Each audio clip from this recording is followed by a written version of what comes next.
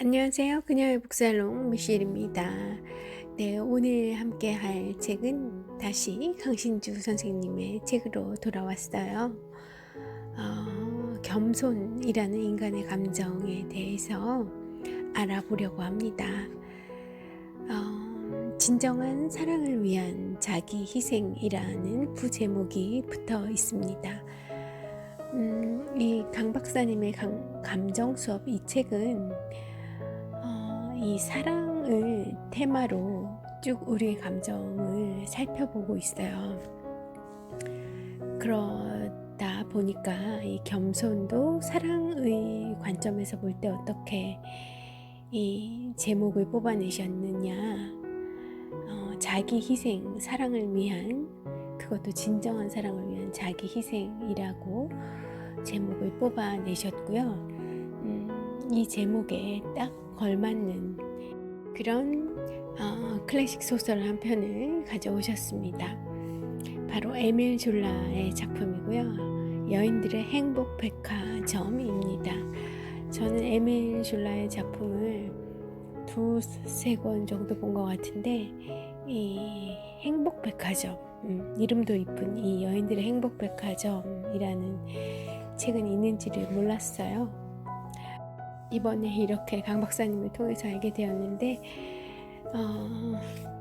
전형적인 에밀 졸라의 소설과 같은 느낌일 것 같습니다. 자, 책 속으로 좀 들어가 볼게요. 자본주의 사회에서 돈은 가치들의 왕좌에 앉아 있다. 그래서 인간에게 너무나 소중한 가치, 예를 들어 행복, 우정, 심지어 사랑마저도 돈의 압도적인 힘 앞에서는 명함조차 내밀지 못한다. 물론 입으로는 말할 수 있다. 돈으로 사랑을 사거나 팔지는 않겠다고 말이다.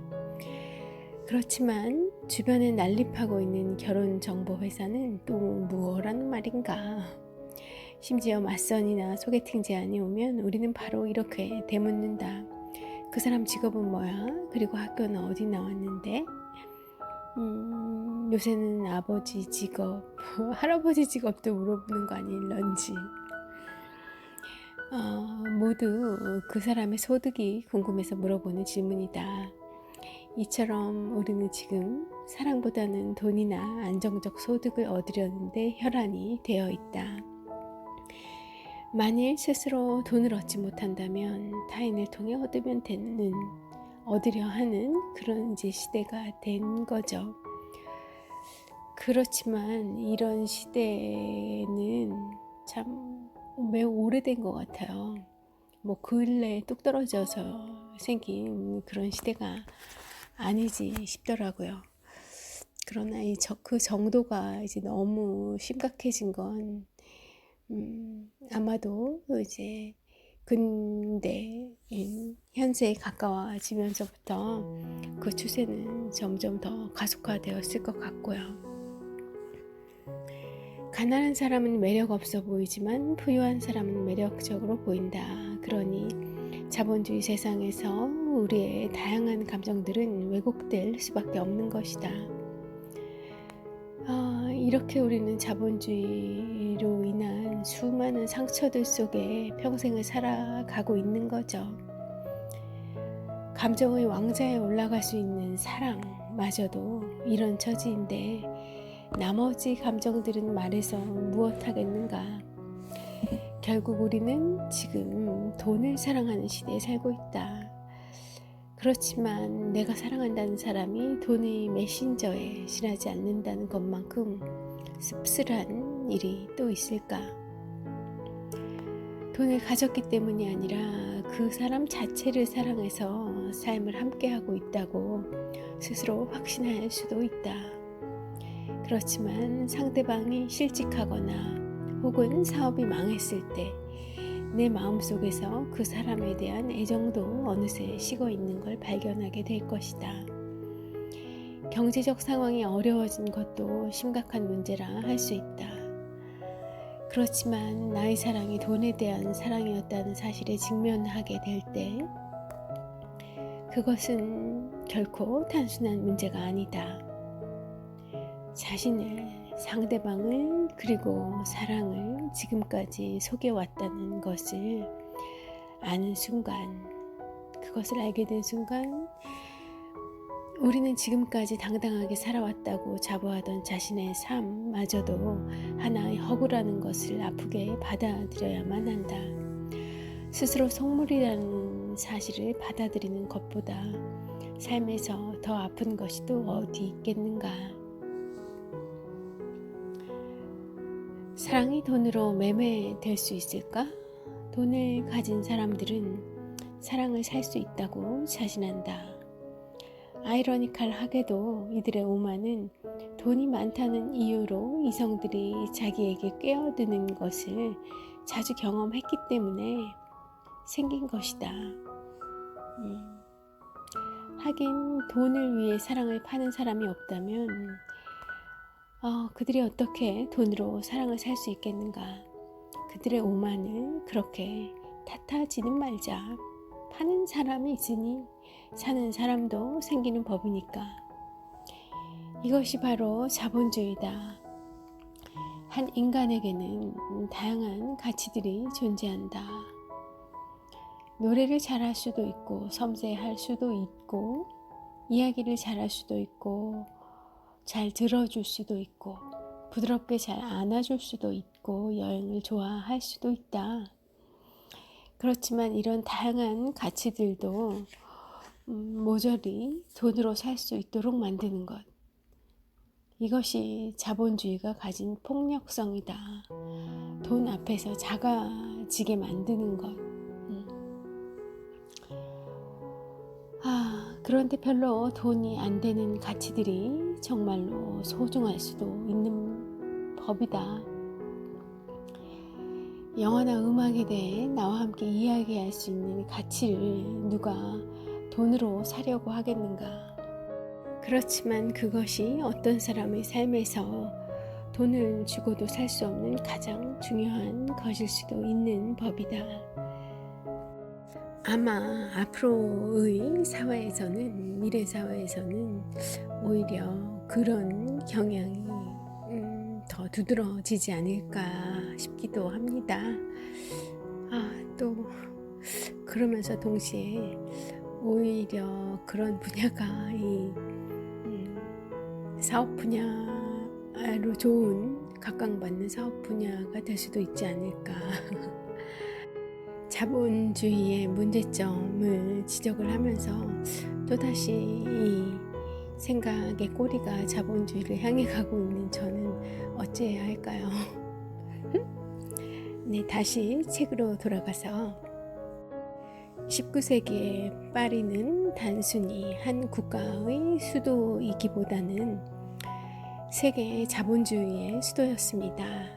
그러니까 파리는 인류 최초로 인간에게 가장 지고한 기쁨을 선사하는 사랑이 매매되고 있는 안타까운 현장이기도 했죠. 바로 이 의심스러운 파리의 거리에서 인간의 비극을 목도했던 소설가가 있었으니 그가 바로 에밀 졸라입니다. 여인들의 행복백화점에서 졸라가 고민했던 것도 바로 이것이죠. 150여 년 전에 작가는 이미 돈으로 살 수 없는 사랑의 가능성을 조심스럽게 그렇지만 심각하게 추적했던 것입니다. 20살 어린 시골 아가씨 드니즈가 파리의 소비의 상징으로 처음 등장한 으리으리한 백화점에 취업하면서 이야기는 시작됩니다. 백화점의 젊은 사장 무레는 자신의 재력과 권세 앞에서 파리의 여자들, 특히 백화점에서 일하는 아가씨들이 자기에게 기꺼이 몸을 내준다는 사실을 잘 알고 있습니다. 그런 그에게 드니즈는 하나의 충격이었어요. 드니즈에 대한 호감은 그저 하찮은 신참에 대한 동정심에서 비롯되었지만 무레는 점차 그녀가 발산하는 예상치 못한 매력에 끌리게 됩니다. 그러자 무레는 늘 그랬듯이 돈과 권력으로 드니즈를 유혹해요. 그렇지만 그녀는 요지부동이었던 겁니다. 오히려 더 큰 돈과 더 큰 직위로 유혹할수록 드니즈는 무례로부터 더욱 멀어지기만 했죠. 이쯤 되면 모든 걸 다 갖춘 무례가 무기력을 느낄 만도 합니다. 무례는 지금까지 자신이 가진 돈과 권력이면 사랑이라 한들 그 어떤 것도 얻지 못할 것이 없다고 자신에 왔기 때문입니다. 마침내 그는 스스로 절망하며 절규하죠. 자, 소설 속의 문장을 조금 읽어 드릴게요. 대체 무슨 이유로 드니즈는 이토록 끈질기게 자신을 거부한단 말인가? 무례는 드니즈에게 수없이 애원하면서 돈을, 그것도 많은 돈을 주겠노라며 금액을 점점 더 높여 제안했다. 또한 드니즈가 야심이 크다고 판단하여 매장에 결혼이 생기는 대로 즉시 수석 구매상으로 승진시켜 줄 것을 약속하기도 했다. 그런데도 불구하고 드니즈는 여전히 그를 거부하고 또 거부했다. 마치 전쟁이라도 치르듯 그를 아연실색하게 만드는 상황에서 그는 점점 더 끓어오르는 욕망을 억누를 수 없었다. 천하의 무례에게 이건 있을 수 없는 일이었다. 그 조그만 여자는 언젠가는 그를 받아들이게 될 것이었다. 무례는 언제나 여자의 도덕성은 상대적인 것이라고 생각했다. 이제 그에게는 오직 한 가지 목표만이 존재했다. 드니즈를 자신의 방으로 끌어들여 자신의 무릎 위에 앉힌 채 그녀의 입술에 키스하는 것. 그것만이 그가 원하는 것이었다. 그런 광경을 떠올리는 것만으로도 온몸에 피가 요동치면서 몸이 떨려왔다. 그러면서 그는 자신의 무능함에 절망했다. 드니즈는 결코 돈으로 살 수 없는 여자였던 거죠. 도대체 어쩌란 말인가? 무례는 자신의 힘과 매력이 오직 돈에서만 나온다는 것을 알고 있었다. 그런데 지금 그 돈이 자신의 모든 매력의 원천인 그 돈이 어필을 못하고 있는 거예요, 그녀에게. 그런데 지금 그 돈이 전혀 먹히지 않는 여자를 만나게 된 것이다. 얼마나 당혹스럽고 분통 터지는 일인가. 그렇지만 조르즈 바타유의 말처럼 금지된 것은 금지되었다는 이유만으로 더 큰 욕망을 불러일으키는 법. 도대체 어떻게 해야 드니즈를 자신의 무릎 위에 앉히고 그녀와 사랑의 키스를 나눌 수 있을까? 불행히도 무례에게 돈으로 무엇인가를 얻지 못하는 경험은 한 번도 없었다. 그래서 돈이 통용되지 않을 때 그가 얼마나 무력감을 느꼈을지 쉽게 납득이 된다. 그러니까 이 무례에게는 돈이 먹히지 않을 때 마치 나의 손을 움직일 수 없는 것과 같은, 나의 다리를 움직일 수 없을 것만, 다리가 움직여지지 않는 상황과 같은 그런 무력감을 느꼈을 수도 있겠다는 생각이 드네요. 여태까지 한 번도 그래 본 경험이 없는 거니까요. 다른 방법은 생각해낼 수도 없는 것이다. 그러니 절망할 수밖에. 여기서 무례는 지금까지 느껴보지 못했던 감정에 빠지게 된다. 그것은 드니즈라는 한 여성에 대한 겸손의 감정이다. 이 무례라는 남자가 태어나서 처음으로 이 겸손이라는 감정을 느끼게 되는 그런 순간이지 않을까 해요. 자, 스피노자는 에티카에서 겸손을 이렇게 정의 내리고 있습니다. 겸손이란 인간이 자기의 무능과 약함을 고찰하는 데서 생기는 자기의 무능과 약함의 고찰로부터 비롯된 슬픔이다.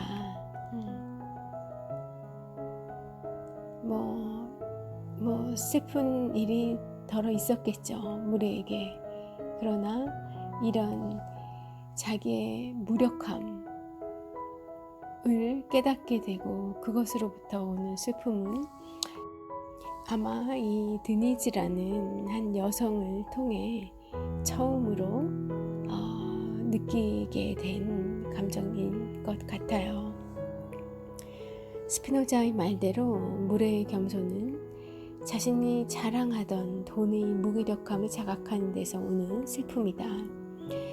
그렇지만 여기서 주목해야 할 것은 그의 겸손은 동시에 한 여자를 자기 뜻대로 할 수 없다는 자각이기도 하다.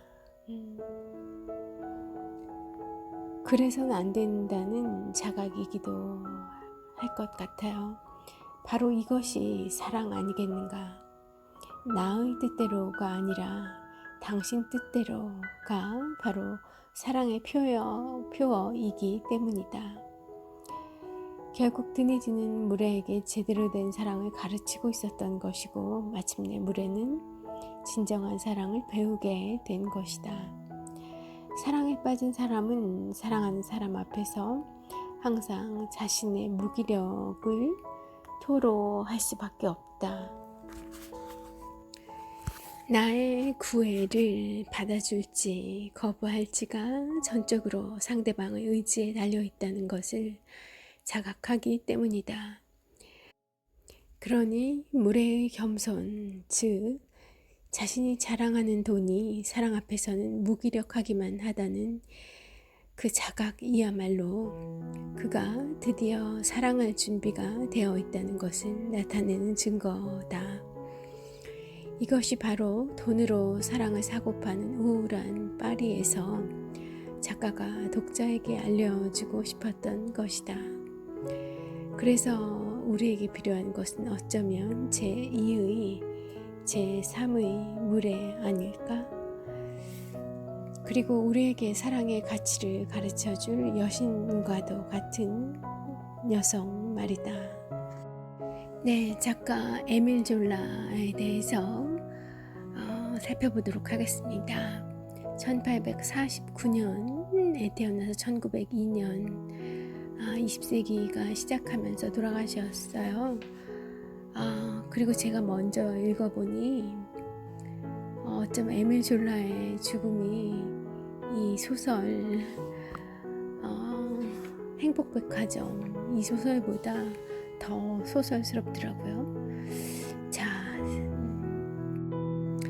에밀 졸라는 발자크의 인간 희극의 영향을 받아 제2제정하의 한 가족사의 자연사와 사회사를 구성하게 되었다.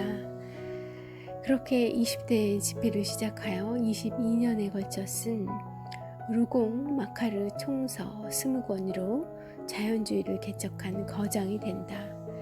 그렇죠. 자연주의의 대문호이죠. 목로주점, 나나 등이 이 연작에 속한다. 몰랐어요. 이 책들을 재미있게 봤어요. 보시면 아시겠지만 스토리가 마치 드라마 같은 스토리들이어서 그리고 파리의 일상, 파리를 19세기 파리를 겪어 나가는 도시의 사람들의 모습을 잘 볼 수 있어서 그 당시의 사회상을 잘 보여주고 있어서 아주 흥미롭고 재미있게 읽어지는 작품들이에요. 그런데 이게 22년에 걸쳐 쓴 20권의 총서 안에 포함되어 있는지는 까맣게 잊고 있었네요. 몰랐었던 건지 당시 그 책을 읽을 때 뒷면 어디에 굉장히 두꺼운 부록들이 있었어서 알았을 것도 같은데 까맣게 잊고 있었습니다. 프랑스 최초 백화점 봉마르세가 배경인 여인들의 행복백화점에서 작가는 파리의 센세이션을 일으키며 지역 상권을 파괴시킨 이 백화점을 거대한 기계에 비유한다. 어쩌면 그 일제시대 때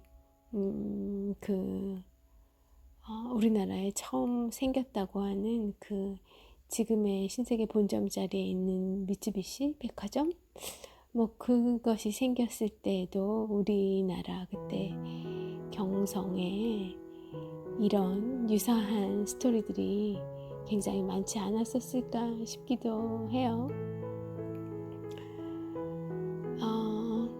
작가는 이 지역 상권을 파괴시키는 백화점을 거대한 기계에 비유한다. 또 이 에밀 졸라만 그런 것이 아니라 당시에 많은 문인들이 그런 것 같아요.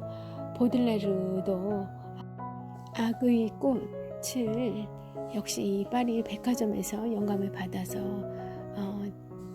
지었다고 책을 썼다 하니까요. 그러나 이 작품은 루공 마카르 총서의 11번째 작품인데 유일하게 해피엔딩으로 끝나는 소설이다. 가난하면서도 품위를 잃지 않는 여주인공 드니즈가 진실함과 내면의 힘으로 온갖 역경을 이겨내고 백화점 사장과 결혼하게 되는 신데렐라 이야기인데, 작가는 자신의 딸에게 드니즈라는 이름을 붙일 정도로 이 소설의 주인공에게 큰 애착을 갖고 있었다고 합니다. 이런 비슷한 스토리는 지금도 각 채널별로 많은 드라마에서 각색이 돼서 만들어지고 있지 않은가 싶기도 하고요. 그런데 드라마를 보면 이런 좀 사색에 빠지기는 어려운 그런 한계가 있죠. 책이 주는 그런 이 사색의 시간, 뭐 이런 것들은 또 책만이 줄 수 있는 그런 나와의 그런 문답 시간이지 않은가 하고요. 자, 또 이 짧게 소설 속에 나온 문장 읽어드리면, 에밀 졸라가 이 드니즈라는 주인공을 얼마나 아꼈는지를 알 수 있는 그런 부분이에요. 드니즈는 아름다운 만큼 지혜로웠다. 그녀의 지혜로움은 그녀가 지닌 가장 고귀한 것들로부터 비롯되었다.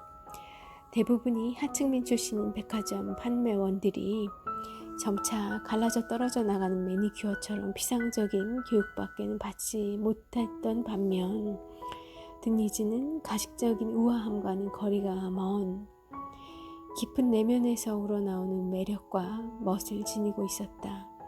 무레는 드니즈를 향해 분노를 토해내던 순간에 그녀를 모독했던 것에 대해 두 손 모아 용서를 구하고 싶은 심정이었다. 이 에밀 졸라는 자신의 딸이 이런 깊은 내면과 그것에서 우러나오는 매력과 멋을 지니는 여성으로 성장해 주길 기대했었나 봅니다. 이제 드디어 에밀 졸라의 죽음에 관한 이야기가 나와요. 제가 앞서 말씀드렸던 그 소설보다 더 소설스럽다는 내용이 바로 이 부분인데요. 들어보세요.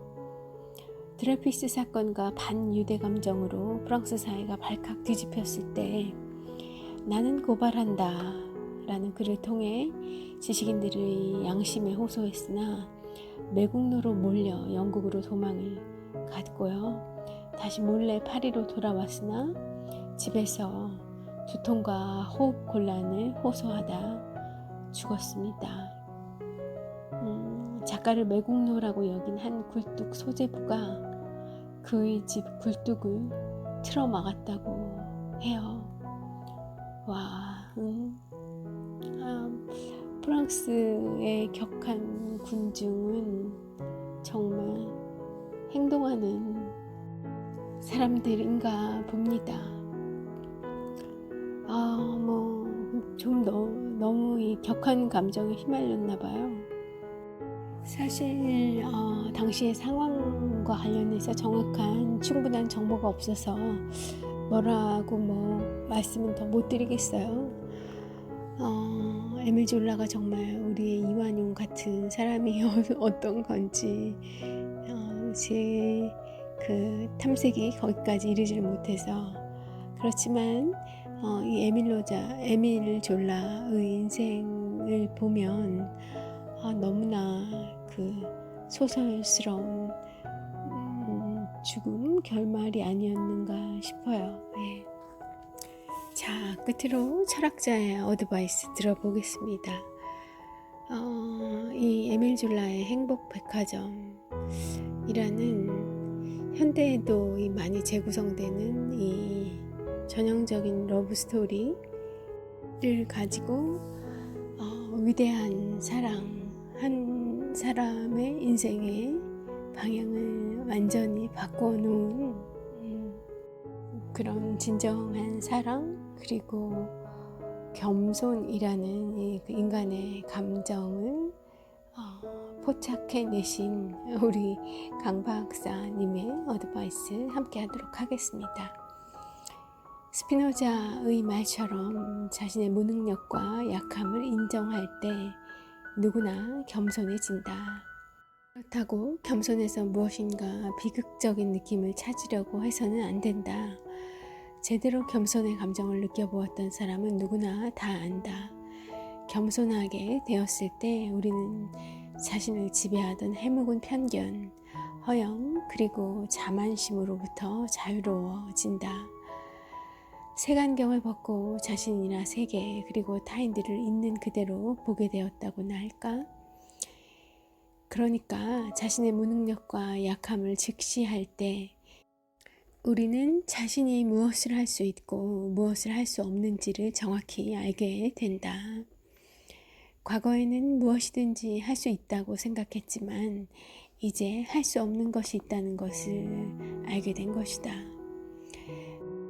따라서 겸손해진 사람은 이 할 수 없는 것들에 대해 무능력과 약함을 느꼈을 뿐이고 이것은 반대로 자신이 할 수 있는 것에 대해서는 더 진지하고 성숙해졌다는 것을 의미한다. 한마디로 성숙해진 것이다. 청년기 때를 돌아보라. 무엇이든지 다 얻을 수 있고 누구라도 사랑할 수 있을 것 같은 유치한 자만심에 우리가 얼마나 찌들어 있었는지를. 그래서 겸손의 감정이 찾아왔을 때 그런 때 비로소 우리는 성숙해지고 있는 것이다. 그렇지만 지나친 겸손은 우리에게 청년기의 자만심보다 더 심한 해악을 줄 수도 있다. 지나친 겸손은 자신이 할 수 있는 것마저도 할 수 없다고 절망하는 것이다. 이 얼마나 무서운 일인가. 그렇지만 이런 절망은 불가피한 것인지도 모른다. 추가 한쪽에서 반대편 끝으로 급격하게 움직이는 것처럼 자만심도 절망으로 바닥을 쳐야 한다. 오른쪽 왼쪽 그리고 왼쪽 오른쪽으로 움직이다가 추는 천천히 가운데서 멈춘다. 마찬가지로 자만심에서 절망으로 왔다 갔다 해야만 우리는 균형 잡힌 겸손에 이를 수 있는 법이다. 그럴 때 비로소 어른이 된다. 자신의 무능력과 약함도 알지만 동시에 자신의 능력과 강함도 알게 될 테니까 말이다. 나의 무능력을 만나게 되는 순간은 사랑 앞에서뿐만이 아니라 사랑 이성 간의 관계에서뿐만이 아니라 수많은 순간에 그런 나의 무력함을 목도하게 되죠. 아닌가요? 저만 그런가요? 그렇지만 또 이 강 박사님의 말대로 그 무력함을 느끼는 정도와 마찬가지로 또 스스로 자뻑이 되는 경우도 많이 있어요. 내가 해놓은 어떤 결과물에 대해서 나이스, 그레이트 막 그렇게 스스로 또 만족할 때도 있어요. 또 시간이 지나 보면 이게 또 부족한 부분이 있었구나, 또 머리를 그쪽일 때도 있지만 그게 그 겸손과 자만 사이에 자만, 겸손과 자만이라는 그 못을 두고 그 실을 매다는 거예요. 그리고 그 실 가운데 못 하나를, 못이 됐든 추가 됐든 뭐 하나를 매달아 놓고 그 사이를 왔다 갔다 하는 게 우리 인간의 모습이지 않을까, 문득 그런 생각이 들었고요. 너무 절망스러울 때는 그런 스스로 도취되었던 그런 만족의 순간을 좀 떠올려 보고, 또 너무 내가 그 의기양양해 있을 때는 또 반대로 그런 스스로 얼굴 빨개지던 그런 순간들을 떠올려 보면서 그 중심을 잘 잡아 나가는 그런 게 필요하지 않을까 하는 생각을 해봅니다. 네, 오늘 월요일인데 그런 잘 균형 잡힌 한 주 시작하시길 바라면서 미씨를 물러가겠습니다. 좋은 한 주 시작하시길 바랄게요.